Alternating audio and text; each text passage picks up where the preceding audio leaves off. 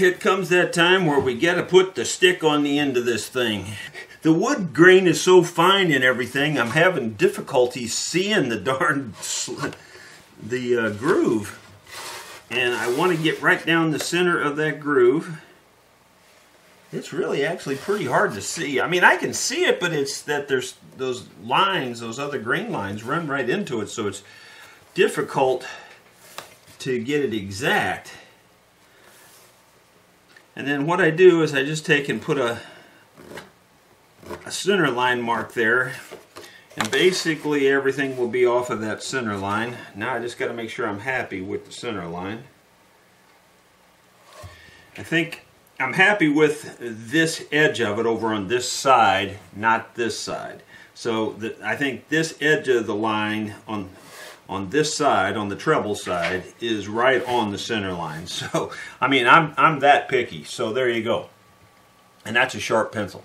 Now what we need to do is take some real good measurements. Well, first of all, I got to decide, have I got this heel to the shape I want it? And I don't think I do yet. I've still got a little bit of work to do on it, but not very much. So I'm just going to shape that off camera just a little bit more, get it a little flatter, a little smoother, and then we'll take some good measurements and butt it up to this. First thing I want to do is make sure this is really good and flat across here, and it's just off a hair.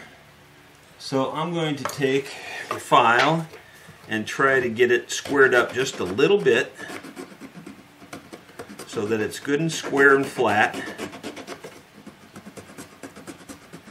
Got a little bit of humpties in there, but not much. It's pretty close.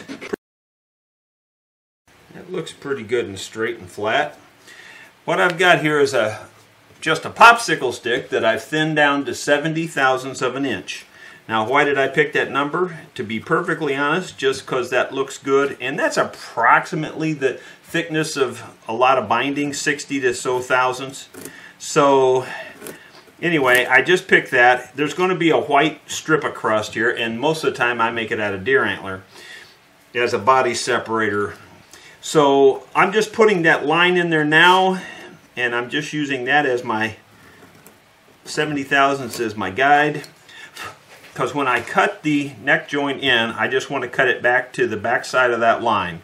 Now what I need to do is decide how thick this is, and I already know it's 1 7/16, but that works out in this case to 1.450 in millimeters. That's 36.75 roughly. So again, that was 145. What I'll do is I'll just tighten this up. I'll close it up around it, and then I'll tighten that in. And then what I'll do is I'll mark that on here for the height. This is how deep the neck is going in there. And now I want to put a parallel line across that. And that leaves a little scratch mark that I can run my pencil in, which works good. So now we have, that's how deep this will go into the neck. This part here will be sticking out, which is normal. That gives me the ability to measure the width here. Again, you got to be very precise about this if you want a really good tight fitting neck. And across right there, 1.424 inches, and that is millimeters. That's 36.17 across there. So I've got to get half of that, and I'm just going to do a sanity check here. That looks like that measures right to the center there, so that looks real good. Okay, 7/12. I should never do math on camera because I'm not that good at it. And now I'm going to measure off of that treble edge of that line, like I told you before. And then I'll measure off that treble edge again and put another mark on this side. And then take a little square and extend that line out. And I'd extend it out on this side, except the square is too big. So what I do in a case like that is I use the end of this ruler as my square. That's why I wanted this good and flat and square before I started. And then I draw it off like so. Okay, so theoretically I've drawn this straight line, this straight line. If you were to extend this line across here, that's what that is, and extend that line across there, that's what that is. So, because it'll go down into there that far. Now, I need to measure the width at the bottom here. I'm going to call it 412.412. So that'd be 206 would be half of that, wouldn't it? But in millimeters, that's 10.48. So 412, half of that would be 206. Now the first thing I have to do before I even care about that is I have to extend the center line straight down. And sometimes that's easy to do and sometimes it's not. And in this case it's not. So I've extended the line down just a little bit here in the front. Put my little tiny square up there, bring the line down to here, and I really need it on the bottom more than anywhere anyway. Then I just take and mark the line here, where the width of it here, and then the width of it here. And then we have to extend that straight. So it's, I get a little anal on this stuff. I realize that, but I try to do everything as straight and as perfect as I can. The outside edge of this is pretty square. I'm extending the center line up.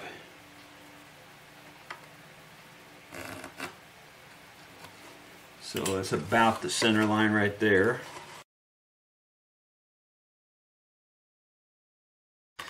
It's about the center line there, and then got my line here.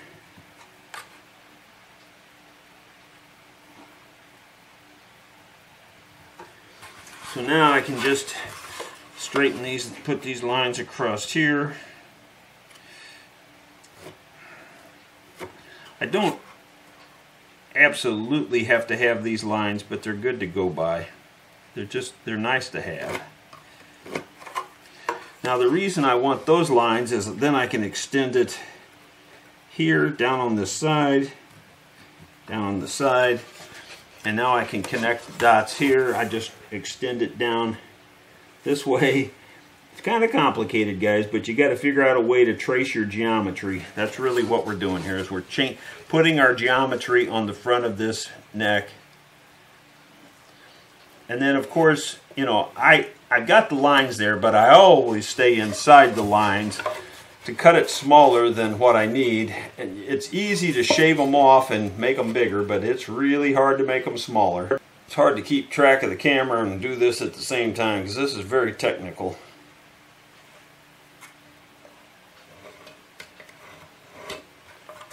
I think that looks pretty darn good. That'll give me some reference as to about how deep to go back here. So hopefully there's the bottom of the notch. There's where the notch spreads out. No, this is not a dovetail. I don't cut dovetails in the mandolins. I put them in this way, and then I do the dowel pin method through the ends here. And I really feel like that's as strong as any method you can get. It's pulling this way. The tension is pulling up on the neck. So when you put those two dowel pins in there, down on that seam, it locks in tighter than a bull's butt at fly time. So there you go. Ain't nothing to it except to do it. So let's cut that slot out. We're around on the back side of the bandsaw. And the reason is, for me, it's the easiest place to cut this joint from. Now, I have this little piece of junk sled here. And this little sled, you wouldn't think it's of any value if you just came into the shop and saw this. But this is the thing that lets me teeter this and cut this joint. I can set this on here and then teeter it back and forth and cut this joint. Or at least that's the theory. I've done it many times. Let's see if it works today. Brother John, he is a poor, hard-working man. His life was hard, but he does the best. Well, there you go. That's what it looks like from the top side, and that's what it looks like from the bottom side. And, you know, it ain't perfect, but it ain't too bad either, so we'll work with that. We have the beginning of a neck joint. Now we just break these little pieces out of here. The mahogany is pretty brittle, so it's fairly easy to break them out of there, even though some of them are fairly good size. You do have to be a little bit careful of what you're pushing on, though, so you don't break the wrong thing. And that looks pretty good so far. I just get her down here where I can see it good. Fortunately, you can't see it quite as well. Praise to God, just to thank Him for. We'll just stick a neck in there just to see how close we are, and I know we're not that close yet. But it's tighter at the top than it is down at the bottom, so we've got to work on the top edge mostly, and I knew that already going in because I can see it on my pencil lines.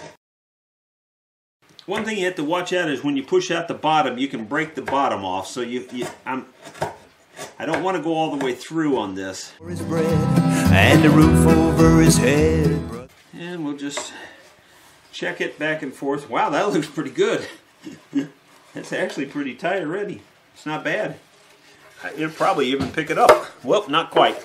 It'll almost pick it up at that. It's such a good joint.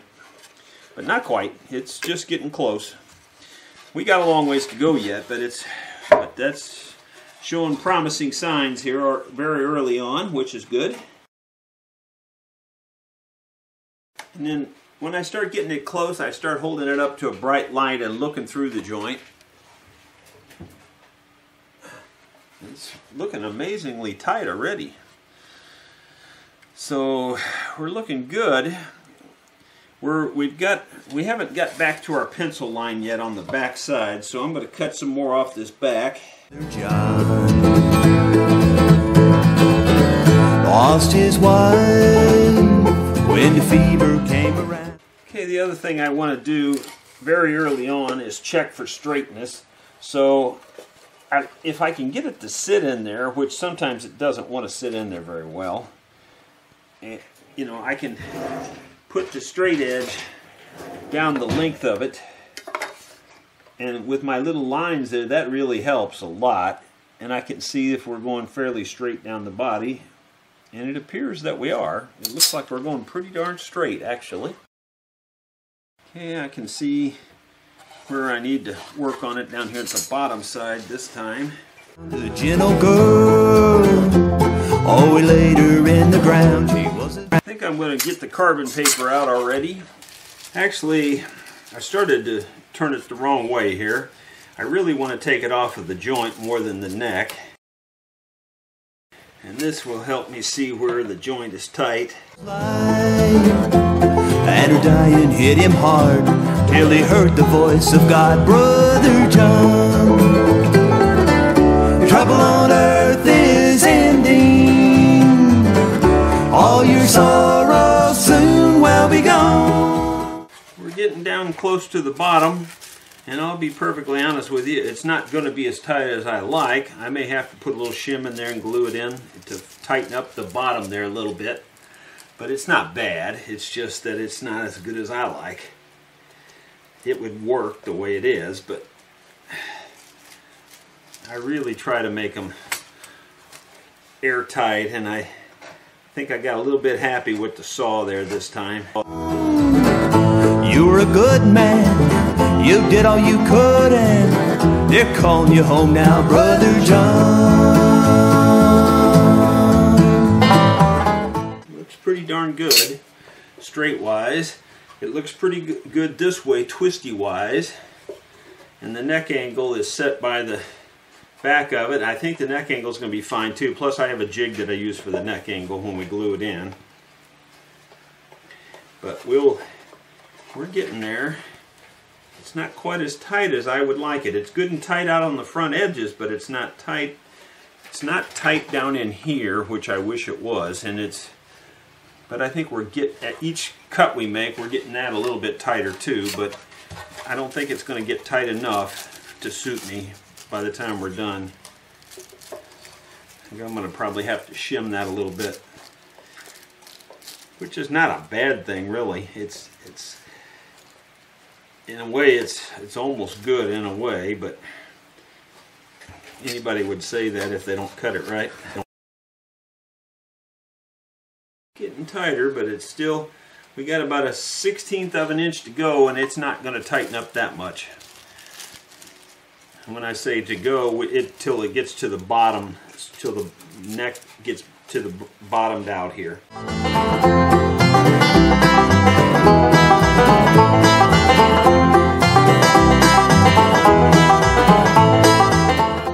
Trying to decide how squared off this is. It's actually pretty darn square, believe it or not, according to the square. From the back here to the back of the slot, which is what I want, it should be square. And that looks really, really square, actually.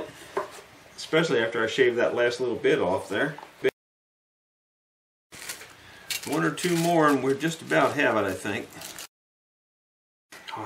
Put it in upside down that time. Won't hurt nothing to scrape a little bit of that off of there though.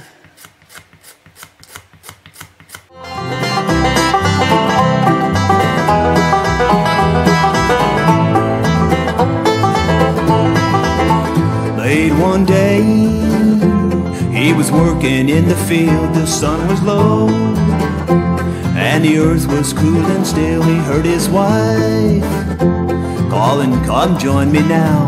He fell beside his plow. Brother John, your trouble on earth is ending. All your sorrow soon will be gone. You were a good man, you did all you could, and they're calling you home now, Brother John. Well, we're just about there. Maybe just one more time and I think we can probably call it good.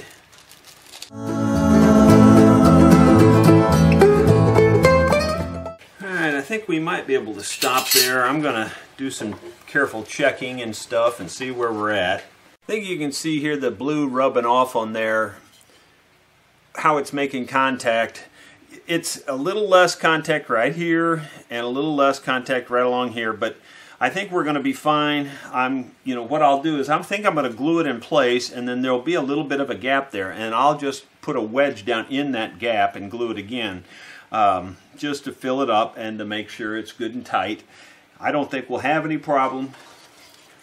You just got to make them as tight as you can make them, and we're only talking microscopic gap there, so, but I can get a little tiny wedge in there, I believe.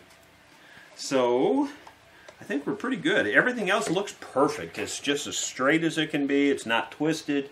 So I'm pretty darn happy. The little slot here is just about the perfect size. It fits that in there real good and tight. I think everything's just real good. Just about ready to glue the neck on this. I have this little cup right here, or sitting, and it matches this profile. I used to let this float, but I got, these are so consistent now that I've just glued this to my board here. There's a cutout here for the scroll, and then the neck has got a pencil mark here where the neck goes.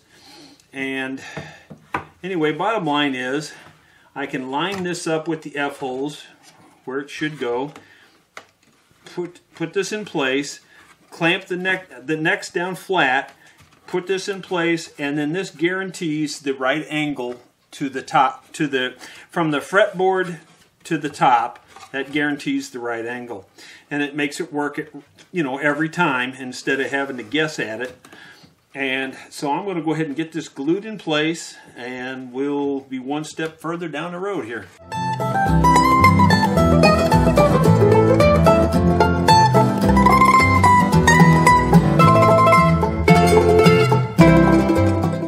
So that looks real good. I'm going to clean up a little bit of glue, squeeze out, and we'll just put a little clamp on it right here to hold it down. And we can just put that clamp from underneath here to here. And there's what she looks like, all clamped up. We're going to let that set overnight. Well, we've got the mandolin laid out here. I always start with the top of the rose, 1 inch from about where the round part of the neck would be there. Anyway, kind of like the blunt round area there. And so I come back 1 inch, and that's where I start my rose, and then the end of the stem stays on the center line, and that's how I have it there. Then I slide a piece of carbon paper under it, and now it's just trace the carbon paper. It's very difficult to carve these little tiny thin things, so you usually have to spread them out just a little bit.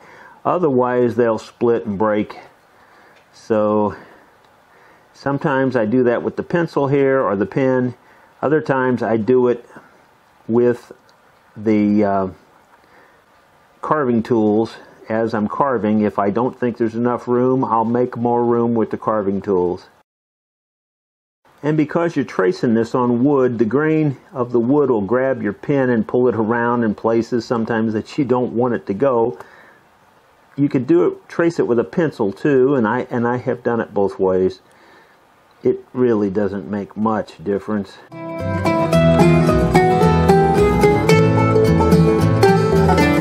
Trouble on earth is ending. I think I got it all. Try to turn it in light and see if you can see a place that doesn't have tracing on it, and it looks pretty good. So let's see. Before we take it off, well, it turned out better than I was expecting, actually. Just making sure I don't see a total misfire anywhere. I think I can live with that, so we'll call that good. And that's what she looks like. That's what we have to carve out. All your sorrow soon will be gone. You were a good man. You did all you could, and they're calling you home now, Brother John. My method for carving this is I trace the outline with the X-Acto knife a little bit at a time. I don't try to trace the whole thing. I just trace a little bit, like one straight line, and then I cut a 45 back into that line, so that I can get a little piece of wood out of there. That leaves the image standing up tall, or leaves it standing up proud, if you will. That's the word that I typically use. Proud of the other surface around there. It's not exactly proud of it. It's really level with it, but it leaves a little ditch around it, if you will, and it leaves the flower standing up. And then what happens is, what I do then, after I get the little, if you want to call it a little ditch around there, then I just take another tool. Then I take this little tool that I made, a little chisel, and I work around that ditch area, and usually I have to sharpen this chisel up really sharp. It's probably nowhere near sharp enough right now, because I use it all the time for other things. Yeah, it's not near sharp enough. But anyway, I just take it and I just carve away outside that little ditch then, and carve away this other wood. And because this is up on it's on a carved round surface anyway, it starts to fall away pretty fast. And then I just scrape it smooth out and just kind of blend it to the old bevel that's out here already, this carving, if you will. So that's how I do it, and then that leaves the flower taller than anything else around it by just a little bit.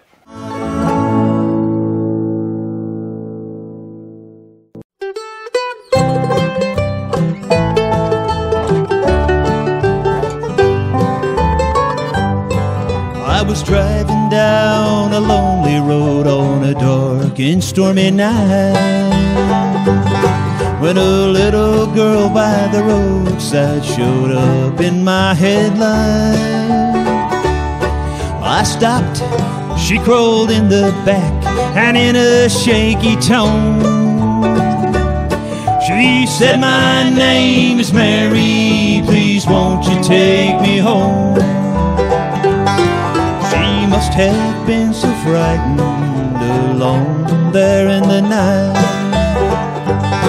There was something strange about her face was deadly white. She sat there pale and white in the backseat all alone. I never will forget that night I took Mary home. I've spent quite a bit of time off camera with this chisel, just taking wood away from, leaving the drawing, leaving the flower high and taking wood away from the outside edges.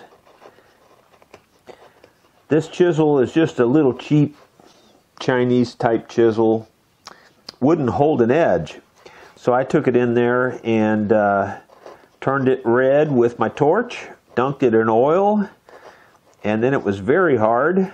And then I just cleaned it off, turned it blue and dunked it in oil, and now it seems to be holding an edge pretty good and can sharpen it up pretty sharp. You really need something small for this though. Large chisels just don't do the job very well. Basically, I'm just trying to fan it away from the flower there and leave the flower standing up tall. I've already cut a wedge out around the flower, and on this side there's a wedge, so now I'm just getting rid of the wood between this deep spot here and where it flows down, trying to make it flow smooth. This curly maple, you have to kind of cut it across the grain. If you go with the grain, you just dig right in and take out a big chunk. Like all these little marks here, if you go across them now, you can get rid of those marks. But if you try to go with them, you're just going to dig deeper marks. It's just tedious, time-consuming, not very hard to do. If you go too fast, though, you'll chip out a big chunk of wood and you'll hate yourself. So you got to just take your time, and especially when you get up around the flower, because if the chisel slips, you'll knock a big chunk out of your flower.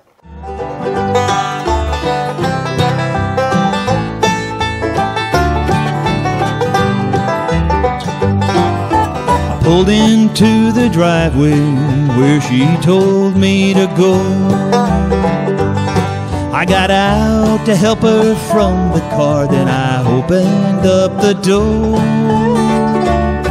But I just could not believe my eyes, for the back seat was bare. I looked all around the car, but Mary wasn't there.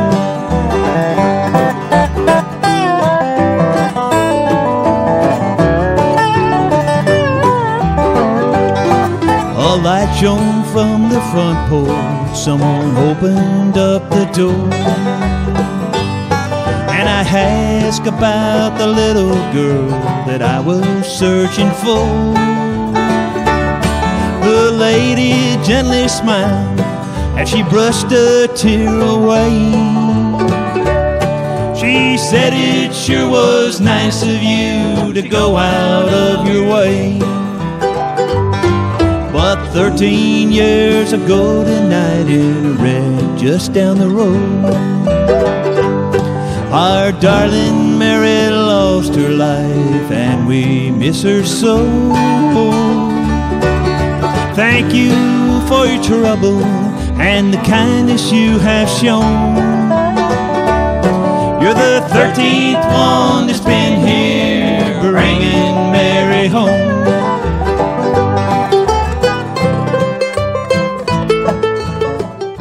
Well, that's about all I'm going to do for it right now on this outside edge. So it's all standing up proud of the surface now, that you might be able to tell that.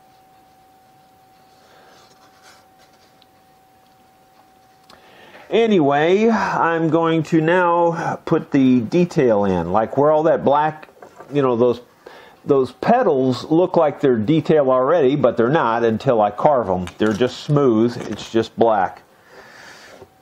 So all that detail has to be carved in yet. So we'll do that next.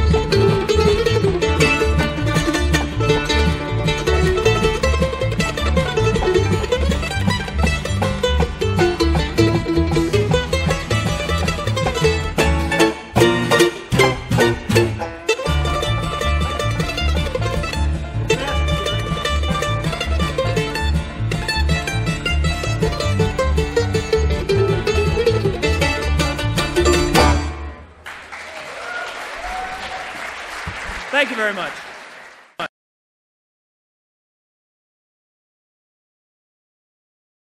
Well, this back is still rough. You know, there's a lot of roughness to it, but it's good on the inside. The thicknesses are all good.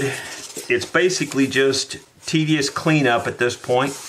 I believe we're ready to go ahead and glue it on. I think the inside's fine. I don't see any problems with that. The rose is looking pretty darn good. It's not perfect. It's still rough around it, but that's all cleanup later before we stain it. So I don't think there's any problem with putting the back on it now. So I think that's what we'll do next.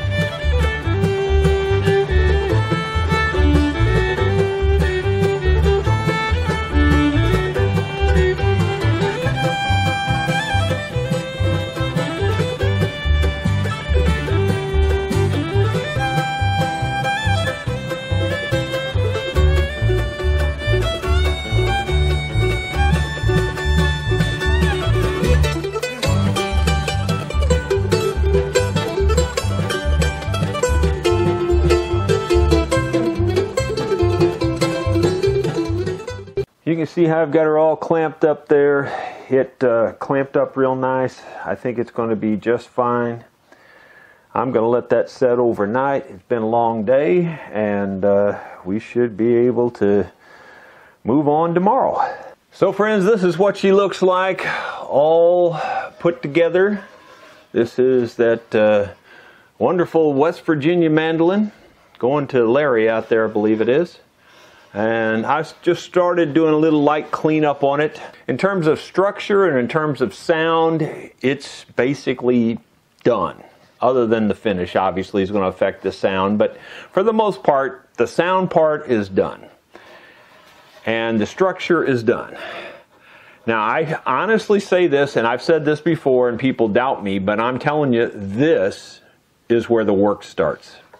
It just takes forever from this point forward. So, you know, everybody thinks this would be the hard thing to do, but in my opinion, this is the easy part. I really believe it. I'm not just saying that to be dramatic. It's just so tedious to do all this inlay and the fretboard and the binding on the fretboard and the binding around all this, and it's a lot of work. So anyway, that's where we're going to leave it for this part of the video, and when we get started on the next section, we'll be putting binding on this thing. Thanks for watching.